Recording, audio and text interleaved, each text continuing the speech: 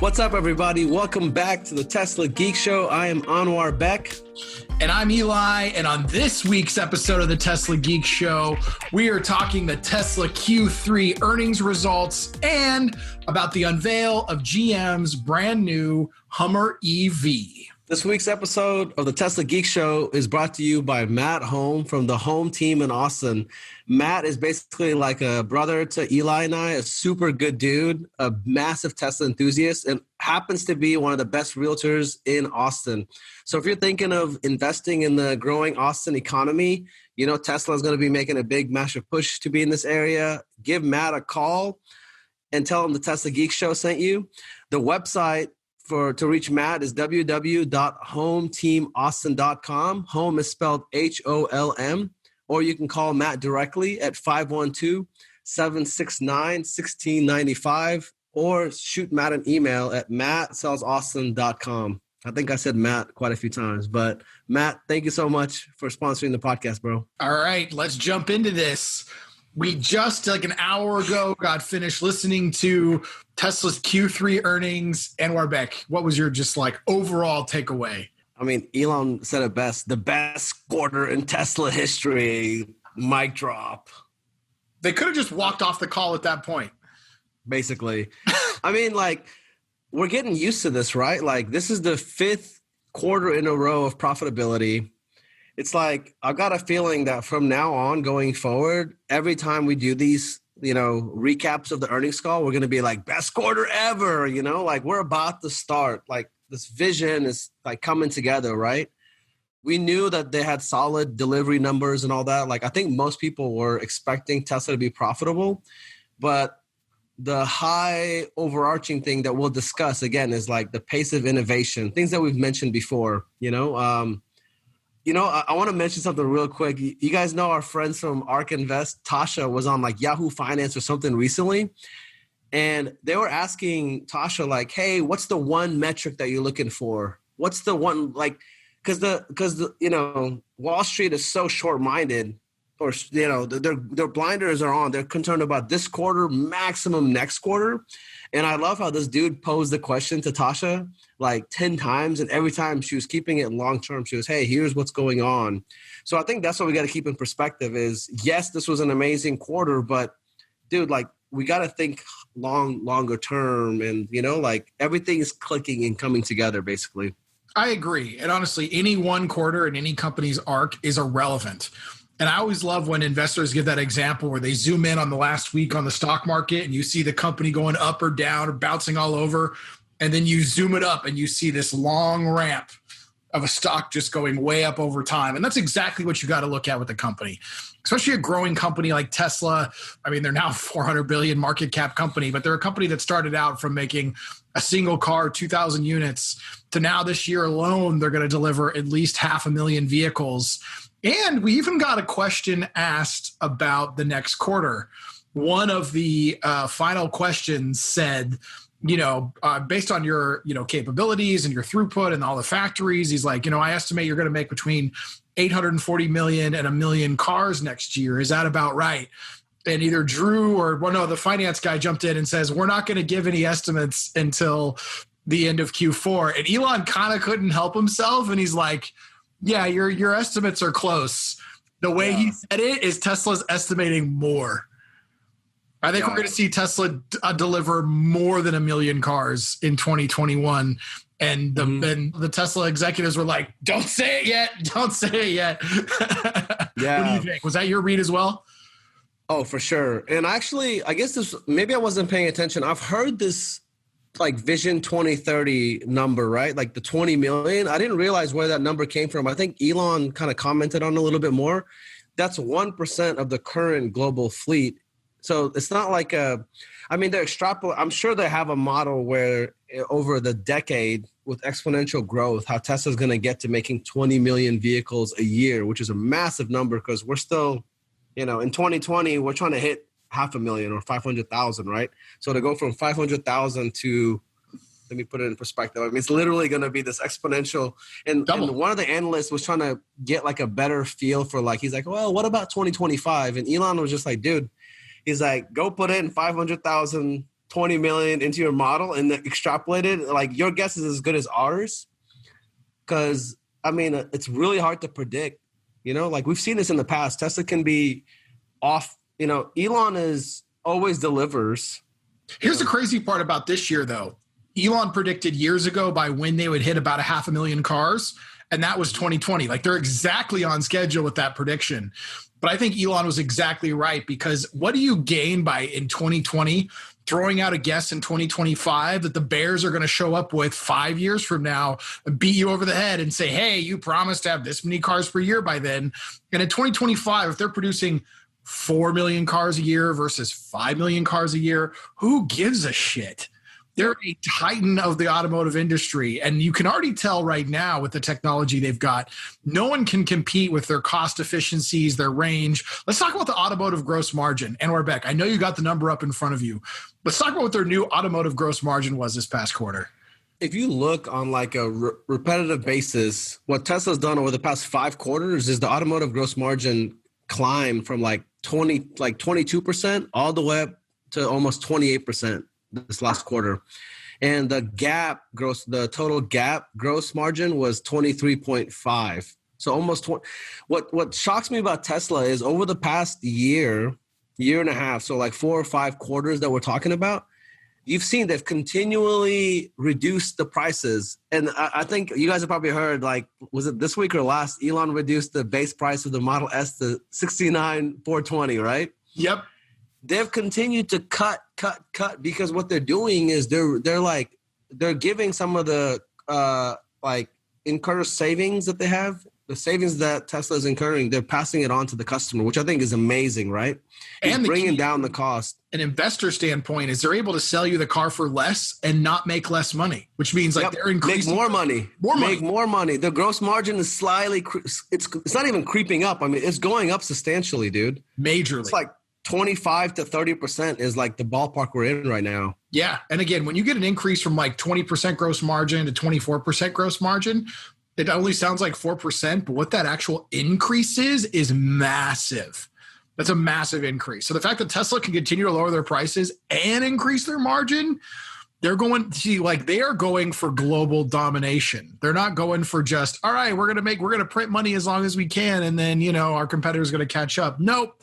They're firing on all cylinders. And I think the ARC predictions that say there may be 40% of the auto industry in 10 years does not seem crazy. They will be. I mean, I think they're going to be the majority of the EV space. VW seems to be the only other automaker doing anything that can seriously compete. Let's jump tracks real quick for just a second before we get back to the earnings call, because I feel like we keep being on the tip of touching this. The GMC unveil. We got to do it, man. We got to do it. The GMC unveil of the Hummer EV. So this GM's been hyping this the last few days. Here we go. Here's the world's first supertruck. I mean, Cybertruck's already been unveiled, but we live in the era of fake news. So why not claim you're first, even if you are? So let's go through it. Let's go through what they unveiled, what the specs are, what the price is, and then we'll talk about how that matches up to the Cybertruck. To simplify it, keeping it high level with half of the performance, meaning like range and all that, they're charging twice as much. Yeah. And I don't know how, and the timeline is in 2023, 2024. Like, there is nothing else that you need to discuss, dude. Like, half of the performance, double the cost. Like, who in their right minds would be putting money down on this car? Like, I don't know, dude. Honestly, I'm disappointed because it's like, no matter what they sold this thing for, it wasn't going to take sales away from the Cybertruck, right? It was going to hopefully bring a lot more people into driving electric vehicles. But I look at the price of this thing and it's like, who's going to buy this? How are they going to actually sell this at scale? So I put together a tweet just after seeing the numbers. Let me break this down. Mm-hmm. So the Hummer EV1 edition, which is going to come out in fall 2021. That's the top of the line one, right? Top of the line, which, by the way, it's already sold out because they're only making a couple thousand units. Okay. Yeah. So their 2021 release is just a couple thousand cars. It's going to sell for $112,000 without options. The options will be extra, and we don't know what those options are, what they're going to cost yet. Probably 10 to 20K in options at least available. Easy. It's going to get 350 miles. at 112,000. So I'm going to go through this list and then we're going to compare it to the Cybertruck. So that's fall 2021. Fall 2022, they're going to release the EV3X, which is 99,000, and it'll get 300 miles. Okay, $10,000 savings, 50 less miles. Another year, by the way, of delay. Then the EV2X, which is going to be 89,000, is going to have 300 miles, come out in spring 2023. Then finally, the base model, EV2, at 79,000 before options, 250 miles, and it's not going to come out until spring of 2024. So let me compare that to the top end, fully loaded Cybertruck that comes out in fall of 2021. 500 miles range, $69,000. The only add-on option that we know about will be FSD for $8,000, and we're expecting there'll be some few thousands of dollars of options to add the solar panel like roof cover thing. So even fully loaded, the Cybertruck with all options will be cheaper than GM's base level Hummer EV that doesn't ship until 2024. Dude, I'll be surprised if any of those vehicles ship.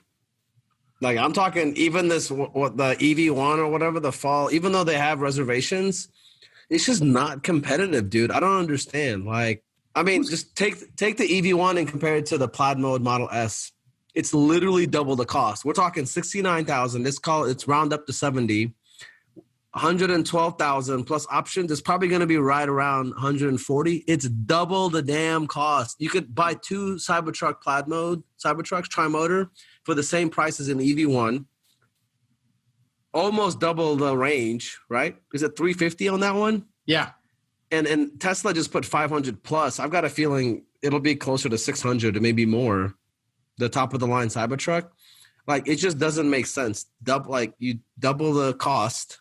It's just not an achievable. Like, I just don't see people when they have the option to buy a Cybertruck to even look at this vehicle in any sense. Unless you like love GM and you're like, I'm all about the dinosaur. Like, I fully support GMC and Michigan or whatever. You know what I mean? Yeah, like, Detroit. Yeah. Detroit. Like, maybe the couple thousand of those are going to sell of the EV1 and the handful of people that are going to buy those, that's going to exist for.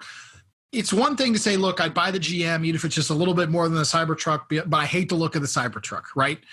Mm-hmm. Price of this is so much more expensive than the Cybertruck.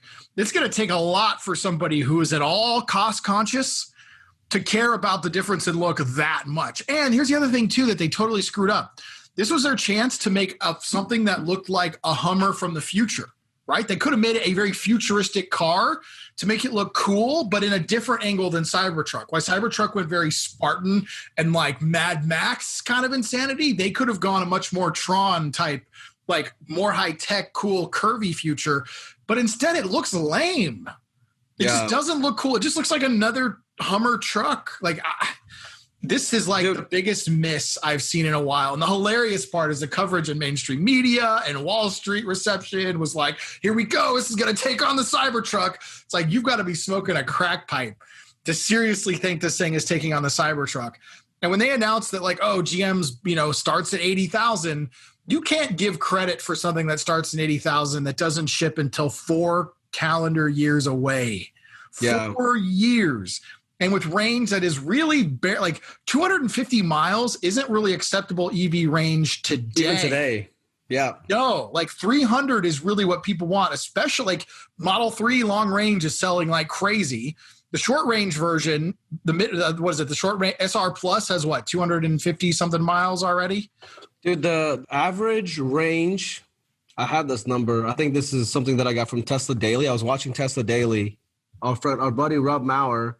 The new average range for the sexy lineup, so S, 3, X, and Y, is 340 miles. Average. Yeah.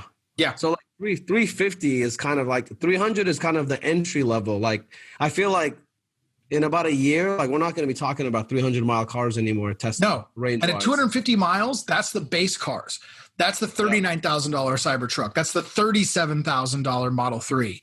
That's the $40,000 Model Y, not the $80,000 version. So, like, And in 4 years, people are going to have, like, other auto manufacturers are going to have better. VW is going to have better stuff by then. Rivian should be well on its way by then if they're not bankrupt.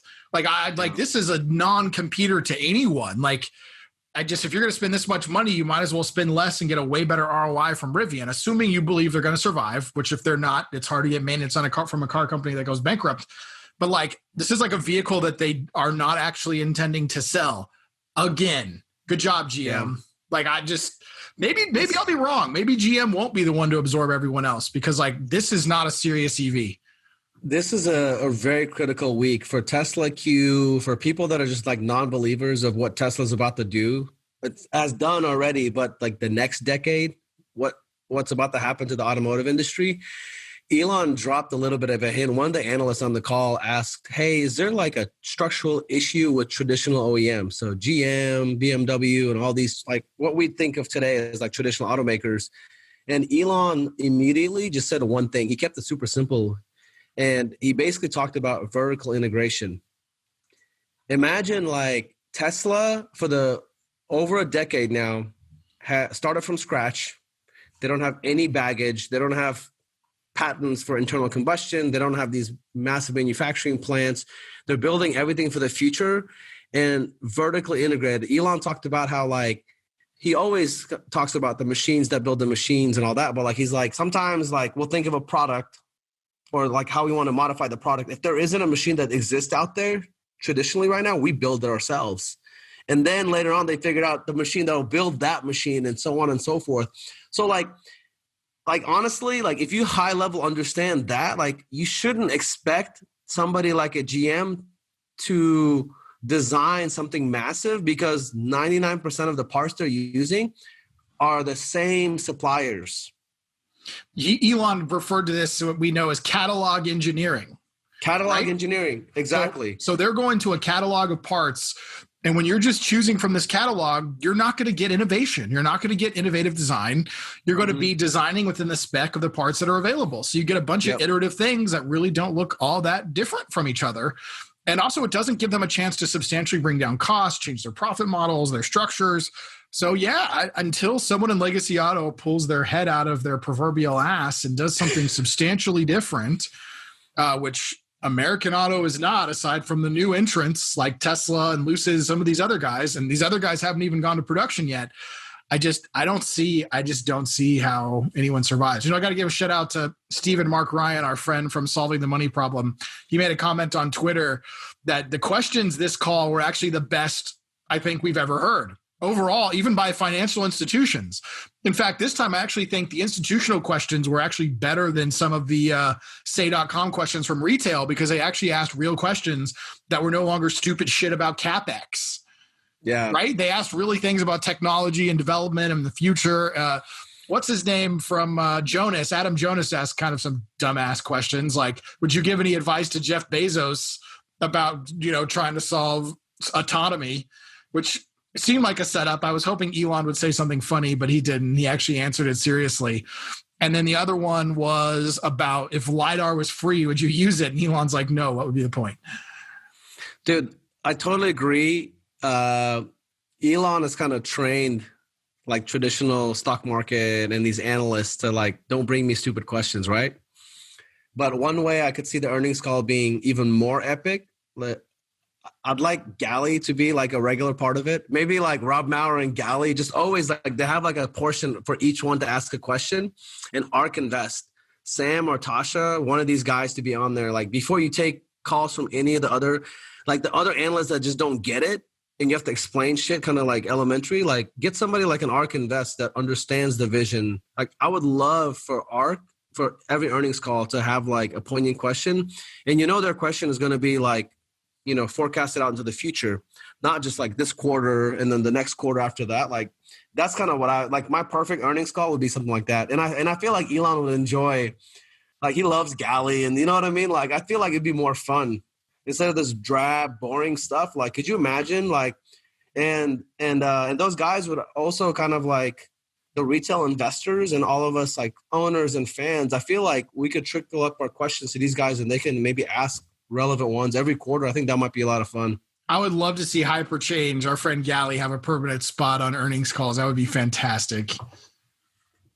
We need to get him on the board of Tesla, actually. That'd be even better. That would be insane. Gally 2021. Gally 20. G. Filchi. When I was thinking about all this, stepping back, the 10,000 foot view, the fact that this GM Hummer announcement like just happened to be this week, I think was like this perfect, like, this is the best try. Like, this is traditional OEMs, traditional auto, their best stab at, like, and again, like, let's go back to this vertical integration. You have them on one side.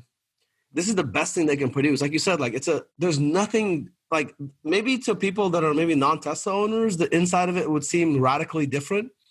But like, I didn't see anything. It looks like any of the, like, I mean, kind of a high-end Ford or GM or whatever, right? Like, you can see a lot of these trucks are now having these bigger screens, but like, they literally cannot stray much more than that, even for this futuristic-looking vehicle, because like 95% of that car is already set supplier-wise. Like, if you have this, like, Lego pieces, for instance, right? If you're working with these 95 pieces and you have to come up with a car, that's how traditional auto is doing it. They have this, like, set Lego pieces, and Elon and Tesla over here being like, hey, let's dream up anything that we want and we will design it. If a machine doesn't exist, later on we'll build the machine that's building our stuff. Like, it's just such a monumental, like, difference that, like, I mean, I don't know. I know we're fanboys, but like, I feel like in 5 years, if anybody looks back, like, look back to this week. Yeah. You know? I mean, what Tesla's done is a transformational change in the auto industry. And they're the first new player in, like, forever to be successful at it. And they've come about it from a purely technology standpoint. And they're bringing those processes. They're bringing those ideas that if we want to do something, we're going to come up with a new process, we're going to build new tech, and we're going to do it. And legacy auto as an industry has been relatively lacking innovation. They're innovating around the edges, but they've never done a ground up. How do we rethink the car?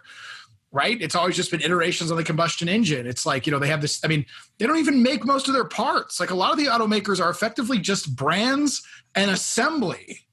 Like, a lot of the automakers don't even make any of their parts. Like, they buy all their parts from suppliers. They're like a bank, right? Like a financing company. Yeah, it's like a financing company. Financing, marketing, and assembly. That's it. Yeah, and they don't do, and like Elon talked about in this call too, all the other legacy automakers, they're not responsible for their own sales or service networks. They're using dealerships that they don't own, control, or manage. So, like, they don't, like, Tesla has built all of that. That's why people who don't get that, like, what Tesla is building, like, at 400 billion valuation, they seem super expensive. But when you understand that, like, they built the entire ecosystem from beginning to end, including the charging, they've got the energy side too. And legacy autos only got, like, the marketing and assembly of their cars, and then they sell it to dealers who are responsible for sales and service. Tesla's owning that whole thing, and they get to absorb the margin every step of the way. The fact that Tesla's doing that at a scale of 500,000 cars, next year they're going to do 1 million, somewhere around there, and that's going to continue to grow. This is a money-making machine that does not exist anywhere else in the automotive world, period. The simplest way to explain it is what Elon uses as example. He said, we're thinking about building cars like you think about building toy cars, right? So when you have traditional auto using like 10,000 Lego pieces, it's analogy, right? Like, they're using 10,000 Lego pieces because they're tied to these suppliers. I'm sure they have, like, long-term contracts, and their entire business structure, like, they're literally, think about traditional auto as the little kid who's putting the Lego pieces together. They're not designing any part of it. So the most they could change is a little, like, you know what I mean? That's why year by year, these things change such like incrementally, because these suppliers are not motivated to make massive changes, right? They'd rather sell these automakers as much volume as possible of the same thing. And if that business model, if they could, they'd keep cars the same every year and just crank them out volume-wise. And then you've got Elon and Tesla on the other side casting probably like a handful of pieces, right? Tesla's going to get to that point in about a decade where it'll be literally like, instead of 10,000 Lego pieces, it'll be like 20. Full body casting. Yeah. Full body casting, like boom. And then you pay, like that's what Tesla is working towards. And they're the only company in the world in the automotive space that is set up to do this. I think that's the big picture that people don't understand is like, they're crushing it production wise. They're crushing it profitability wise. They're crushing it. Like they're just like the pace of innovation, dude. We saw that from Battery Day. That's what people don't understand. Pace of innovation is just like Tesla and Elon are running like 100 miles per hour, where traditional auto is like not even walking, bro. They're crawling. So it's like, where do you like, and that's today. Where do you think Tesla's going to be 5 years from now in 2025, in 2030? Like, it'll just be like, it's unimaginable. In a decade, ARK Invest has called this, and I've actually said this in the past as well. Like, what happened to cell phones is going to happen to automotive. In 10 years, there used to be all these cell phone makers, but when Apple had its iPhone moment, it became like most of them went out of business, and we were left with like 3 or 4. I think that's exactly what we're headed towards. And Tesla is going to be the Apple of the space. Like 40, 50% of the market, new car sales at least in 10 years could be Tesla. Very easily. Let's look at another stat from this quarter. Their new cash on hand and their increase on cash on hand this quarter, even though they spent $1 billion in cash on expansion in Shanghai and on Berlin. What's their current cash on hand? It's like $14.9 billion. And they added free cash flows this quarter of what, $5.6 billion? What was the exact number? Yeah, let me find it. It's something like that. It's incredible. So even while they're expanding, they are increasing their cash position. This company is literally firing all their guns on all their cylinders. Like, I love that, like, the coverage of it that tried to like be negative was like, not a perfect quarter for Tesla.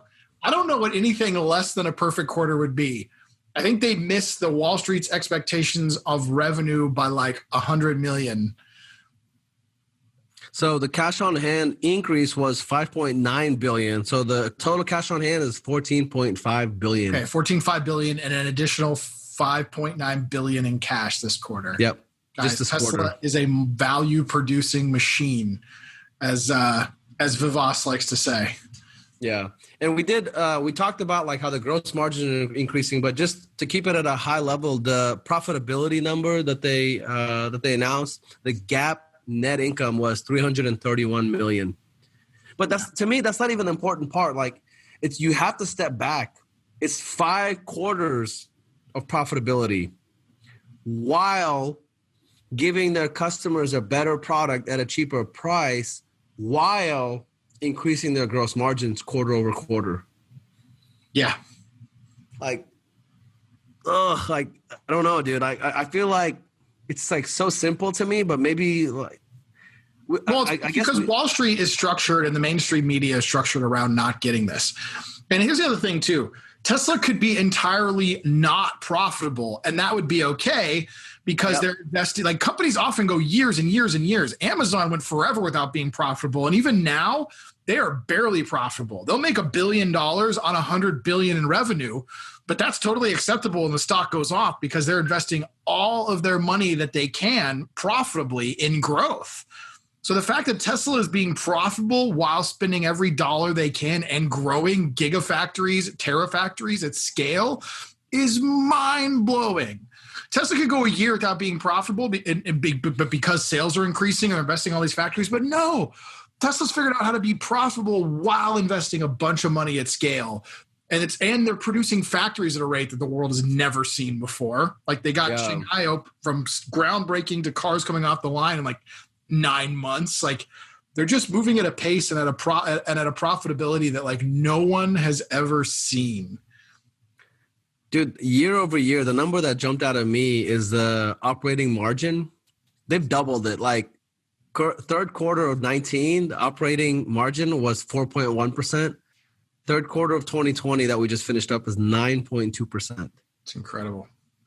Like, talk about the efficiency. And Elon talked about all this, like, during the Battery Day presentation. He's like, it's not just about the amount of, sheer amount of like land capital, but he's like, it's more about kind of like manpower, like the amount of energy required to get to these goals.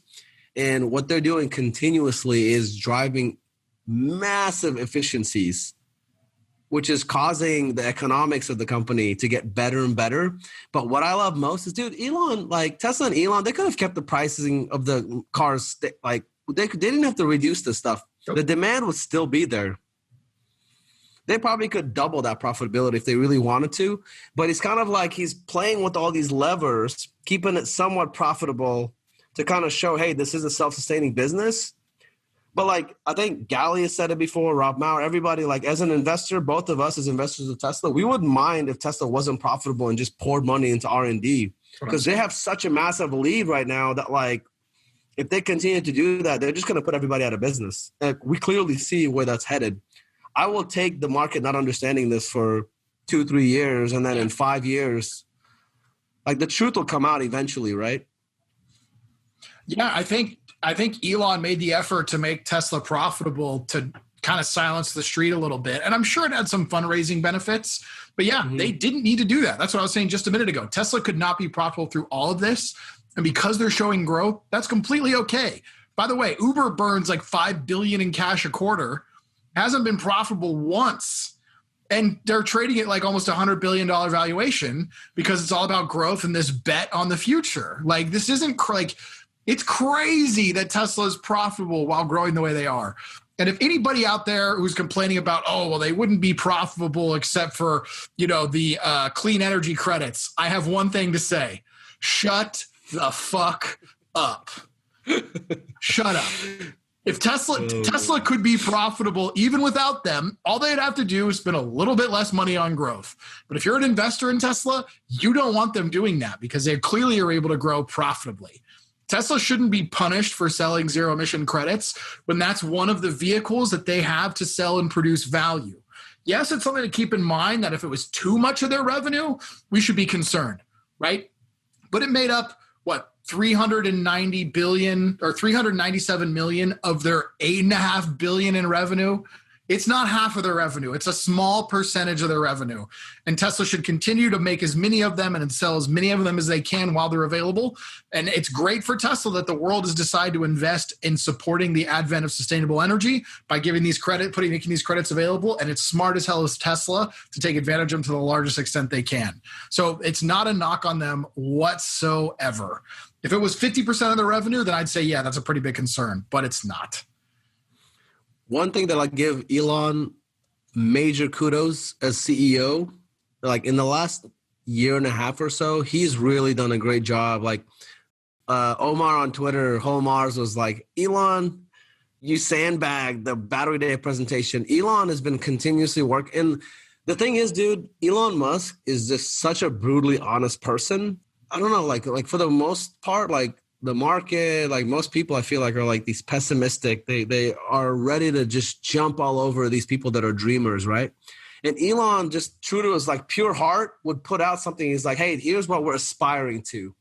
Like 20 million cars, which is 1% of the global fleet right now that's sold annually, would be an amazing goal, an amazing target for Tesla, right? What does everybody else do? They like are trying to hold this dude accountable. So I think what he's done, and I love like one thing that he explained on this earnings call had to do with, we know for a fact that the Berlin Gigafactory in Texas, there's going to be some new tech risk because the main battery line that they're building into these is going to be the new battery cell, the 4680s, right? So Elon did say, hey, we're going to try to, both factories, Berlin and Giga Texas, are going to try to, the goal is to start production in those factories in 2021, right? But he basically was like, dude, like, especially when it comes to new technology reaching capacity, you've got to have this, like, he basically said 12 to 24 months, like a year to 2 years for you to fully get, for full volume, to get the stuff ramped up. That's the stuff that he wasn't saying before. He was just like, but I feel like Elon was just being honest. And he's like, hey, here's my goal. Here's our target. Here's what we're trying. And every time it's like these things that seem unbelievable to people, he would eventually reach these unbelievable metrics. But as soon as he said it, everybody like holds Tesla these numbers. So he's done an amazing job, I think, just learning from his past mistakes. And again, like, it's not even a mistake. I feel like Elon was just being as raw and honest as possible. Like, I would say it was a communications problem before. He was giving his kind of best to middle case guess. And I think now he's kind of learned that you need to communicate a window that includes best case, worst case. And, we're hoping to fall somewhere in the middle. Yeah. But here's the thing. They're doing innovative things that like nobody else is even looking at. So it doesn't matter if it takes them a year longer than they think. Tesla's not going to run out of money. They can raise cash on a dime. They raised $5 billion at their highest evaluation ever after a run up they ran up 10x in a year, and then they still raised $5 billion like at a drop of a hat. I mean, Tesla is going after things that no one else is developing. So when you have no competition, it doesn't matter if you're late, not in the horizon of 10 years. True. Did anything surprise you in the earnings call that you were like, wow, like that's pretty new or anything like that? I would just overall for me, the increase in margin was what kind of blew my mind. So basically when Tesla said on the last earnings call that our margin improved, even though we had some things go wrong due to coronavirus, they weren't kidding, which means Tesla was kind of annoyed that they didn't get to show off some of these gains already and that some of the cost of coronavirus impacted them. Overall, it was an interesting call that there was really no hostility from analysts. There was no real, gotcha type questions. They asked a few things that Tesla was like, no, we're not going to answer that yet, obviously. No, it was an impressive call. I thought the stuff on Say was okay. I thought it could have been a little better. I think it was a great earnings call. And I would say the biggest surprise for me after like my takeaway by the end of it was how boring of a call it was, right? Elon wasn't having to defend anything. There was no sleeping on the factory floor. It was kind of like, we've had our best quarter, and we're going to keep having those for a long time to come. And watch, tomorrow the stock price is going to go down, dude. So currently we're up 3% after hours, but watch it drop somehow because so I put this post on Twitter earlier today. Half of me with my $500 option contract calls that expire on Friday want to see Tesla shoot up. The other half of me, the long-term investor, wants to see Tesla fall below 400 so I can buy more shares. So we'll see how it turns out tomorrow. But at the moment, they're up after hours. And this is something that I've kind of predicted Tesla would get into this segment. And I think if you're like playing poker, Elon on purpose showed a little bit of his hand just to give people a perspective. So we've mentioned this on the podcast before that Tesla is a technology company that happens to be making cars today. Okay. They've been at this for over a decade, but I think the ramp that Elon and Tesla are about to do in the next decade, so between 2020 to 2030, they're going to get into segments that like we're not even thinking about right now. And he alluded to one of them, which had to do with this integrated home system, right? So he's like, Tesla has learned R&D wise so much by making the heat pump, the filtration systems for the cars and all that. Where's a natural place for the stuff to go after your car? It's the damn home that you're parking it in. So Elon talked about, he's like, dude, we could easily design a system at some point, heating, cooling, air filtration, water purification, one system. Like you could have kind of like a Tesla house. I've always been like years ago, I was saying, dude, clearly at some point they're going to get into building houses because they're making a damn roof.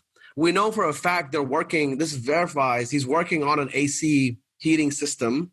And I think everything in between, because I feel like that's not the hard, like the stuff in the middle. I'm talking about like in 10 years, we could see Tesla manufacturing homes, bro, like 3D printing. Who do you think in the world is set up to do that stuff? And here's how it's going to happen too. Elon's going to get super annoyed that he's putting all these roofs on all these homes and all these homemakers aren't making their homes more efficient. So he's going to do what he always does. He's going to start another company and he's going to do it himself. Yep. I could definitely see that happening unless somebody comes along and starts making super efficient homes a thing to tackle the problem from all sides. Yeah, man, that'll be hilarious if on top of Elon's list of things that go on his tombstone is home builder. They're going to be like, dude, like in 10 years, watch, Tesla is going to be synonymous with like a copy paste these home builders, dude, like there's so much friction and inefficiency, not only in the real estate market, but like homes in general. Like I'm in real estate. Like I see all this stuff. Like clearly shit's about to change in a big way. And I think the massive change could be this person that enters this area sector that you didn't even imagine or dream about. Like none of these people right now are thinking Tesla's about to come eat my lunch. But watch, dude. Like they've already figured out the hardest part of the house, which I think is like the roof and the shingles and like energy. So like, and it totally fits with everything else. Elon is all about vertical integration, bringing everything under the same roof. Somebody asked a question about this. This case, like, hey, literally. Yeah, you mentioned exactly, literally. Somebody on one of the analysts said, you know, like you said before that Tesla is like 12 startups rolled up and under the same roof. Would you ever split them up? And that's how like traditional market thinks about the stuff. You split them up into multiple companies. Elon is like, dude, we're going to keep it simple. First principles. He's just trying to make products that please people, that people are happy with at an affordable price. So my prediction is over the next 10 years, they're going to get into sectors that right now seem ludicrous. Building airplanes, building homes, and everything that he's doing right now, he's using cars as the base example. That's why Elon always talks about, he's like, dude, the actual product is these damn factories, not the cars themselves. He always downplays the fact that like it's almost like they're not even an auto manufacturer. He downplays it. They're using cars today to figure out how to, and he always says it, the hardest problem is the manufacturing. Mass production is the biggest part of like coming up with a concept car. He's like, it's like 0.5% or maybe like best case scenario, 1% of the challenge. 99% of the blood, sweat, and tears actually has to do with how do you manufacture the stuff, right? So that's what I'm thinking is like, you and I are big dreamers. So like, we're kind of familiar with like, we're like, well, he's probably going to get into like, Starlink is going to be kind of like, you know what I mean? Like satellites, internet provider. And I love like, I guess I kind of want to leave with this thought. Like, I love the question or the mind exercise that Elon kind of alluded to one of the analysts. He's like, dude, like the way I think about it, he's like, what would you like the world to look like a decade from now? That's how he approaches all this. A CEO that's thinking that way, and Gally talks about this on Hyperchange all the time. He's like, as I'm driving around, he's like, I see all these roofs that don't have solar. What's a cleaner way to do this? Like, look at your traditional AC system, dude. Oh my God, dude, that shit hasn't changed in 30 years. It's traditional auto type shit, right? They incrementally make these things better and better. They cost, I changed an AC system on my house a couple of years ago. It's like 15, 16 grand for like a decent top of the line system if you want to get the whole thing changed. Do you really think Elon can't come in here and make it like not only a million times better, but cheaper too? A hell of a lot cheaper. And I'll tell you what, if you're one of the dreamers out there who sees these problems and you see things being done and think they can be done better, I mean, the world will tell you that everything that can be done has been done and everything's already been invented. Look at what Elon has done across his companies in just the last 10 years. And try and tell me that everything that has been done can be done. So if there's something out there that you want to change, you want to touch, and you really have the commitment and the passion for it to go after these things, I don't think there's many industries on this planet that are not ripe for disruption, just waiting for the right person to come along and rethink the way things are done. So if you're one of those people, I encourage you to get after it. Well, not only that, our listeners, if you guys are still listening, comment below what sectors that Tesla is not in today do you think by 2030, in about a decade, what are other areas? So examples, again, like what I've mentioned, aerospace. Like, are they making damn electric planes? Are they building homes? Like, what else? Because I'm sure there's things that we're not even thinking about. That's where I think Tesla is a decade from now. They're going to be a behemoth, the biggest company in the world, worth trillions of dollars. And even ARK and these guys are talking about Tesla should be a $2 trillion valuation today. A decade from now, I mean, I don't know. Are they a $5 trillion, $10 trillion company? I think Elon, once he figures out how to they're going to be the best in the world at mass producing shit. Like, let's keep it that simple. Like, what sector can he not get into? If you become the world's best manufacturer, you just decide what space you want to go into and manufacture somebody else out of oblivion. All right, guys, please do leave us your comments below. We're super excited to hear what you have to say. And thank you so much for joining us on this week's episode of the Tesla Geek Show. Oh.